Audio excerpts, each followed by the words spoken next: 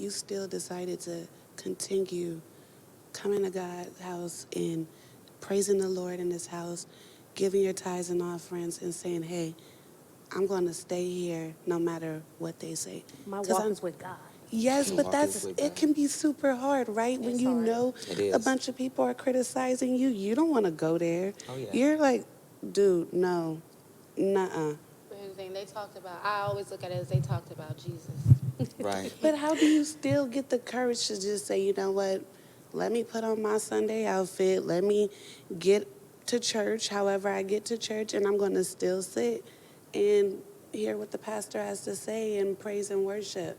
You know, because that's not easy. That's what a lot of us are facing. You said it right. You were able to overcome that fear, that obstacle that a lot of us are facing, which is a barrier of still coming versus just staying Away. stagnant. Yeah. But that's the thing about it, is that you just have to have a made-up mind that you're not going to let anybody block you from your blessing. And if there's a blessing for you here, if there's a word for you here, if there's a ministry for you wherever you are, then that's what you stay with. And you have to shake the haters off, like they used to say. And it really boils down to that. When I was praying those people off, I didn't know that God was going to literally remove them out of my path. And I confronted one of them before they left. And I just let them know that I forgave them. And that's all I did. I said, I know what you were doing, and I forgive you. And we don't have to get into the details of it Right. because I've let it go.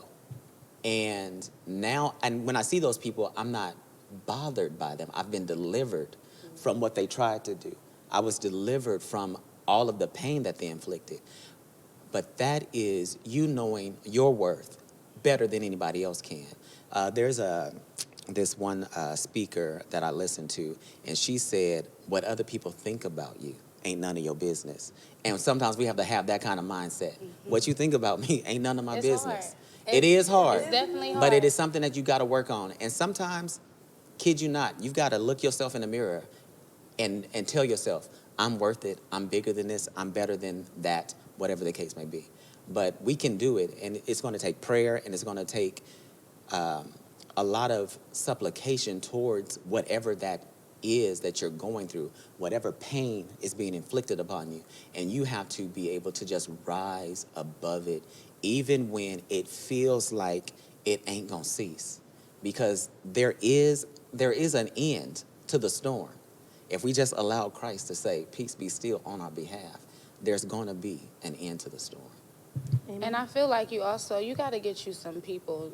In every church, I really feel like, you can, you speak to everyone, but you got to find you one sister, two sisters. You got to find you some people who love you and who's going to cover you. Not necessarily nobody who's going to go up to somebody, well, I heard, no, we're not even finna address that. We finna address you, because the last thing we want to do is stray people away from God.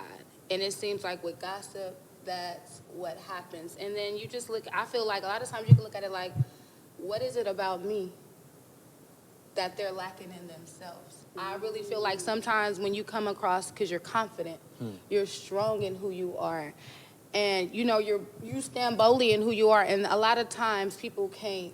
They can't handle that. Yeah.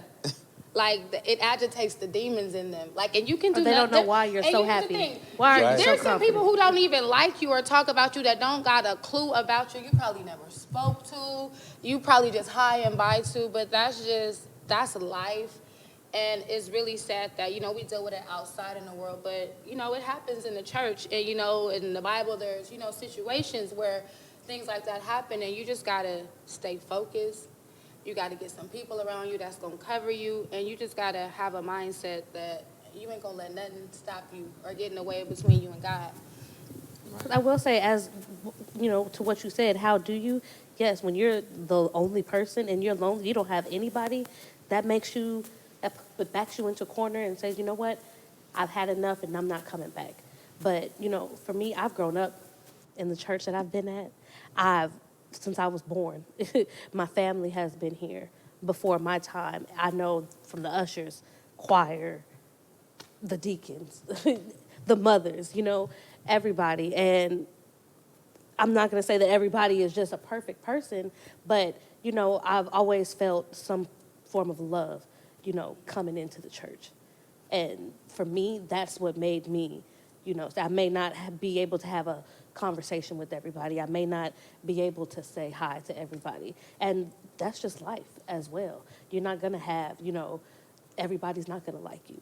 So you've decided to focus on what is good as opposed to the little bit of bad. That and what's my reason for coming to church? Right. I don't come to church for everyone else, and I don't come to church to please everyone else or to show my outfit. You know, I come to church because that's my relationship with God. That's my time with God, and you know, I know that you know the word that I'm getting is coming from God. Amen. All right.